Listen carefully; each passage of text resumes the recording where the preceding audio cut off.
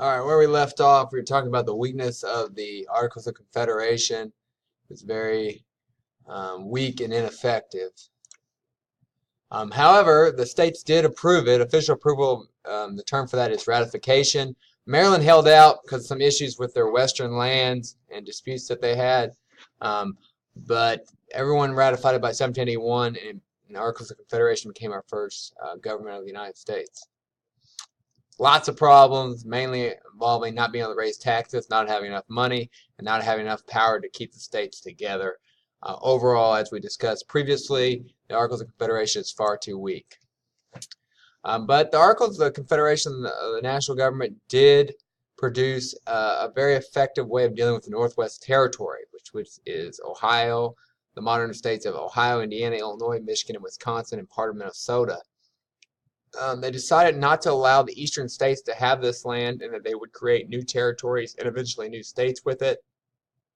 They would organize the new land into townships, which were little square parcels of land, sell them, keep them organized, and when the larger territories had enough people, they would become states. So once a territory had 60,000 people, they could become a state. So Ohio was first, then Indiana, then Illinois, and then people start moving north. So as people moved from east to west and then to the north, we had these new states created.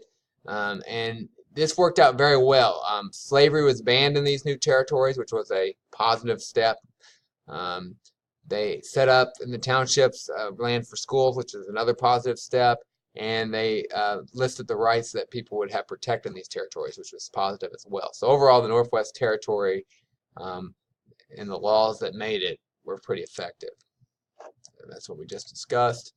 Our new country is going to face lots of challenges as we get going, and some of those have to do with foreign policy, which is dealing with other countries. The British want our country to fail so they can take back over, so they try to help that happen by messing with our economy. And they refused to leave the forts in the northern part of the United States. They closed their ports to American ships, and they start taxing American goods that are coming to London, all in an effort to give us trouble and make our country fail. Spain got on board with that as well. They closed the Mississippi River to shipping using the port of New Orleans, which is down here, to do that. Which is devastating to farmers in the Ohio Valley, because that's how they get their goods to market. They would actually float their crops down the Ohio River and the Mississippi on a flat barge, and then load them up on the caravels in New Orleans, sell their wood from their flat barge, and then walk home and do it all over again each year. But this will really stop trade and weaken trade. But unfortunately, the United States is far too weak to do anything about it with our weak government. The unequal trade causes many economic problems. So overall, the impact of a weak Articles of Confederation means that other countries can take advantage of us and cause problems with our economy. All right, that's it for today, and we'll pick up from there tomorrow with Shay's Rebellion.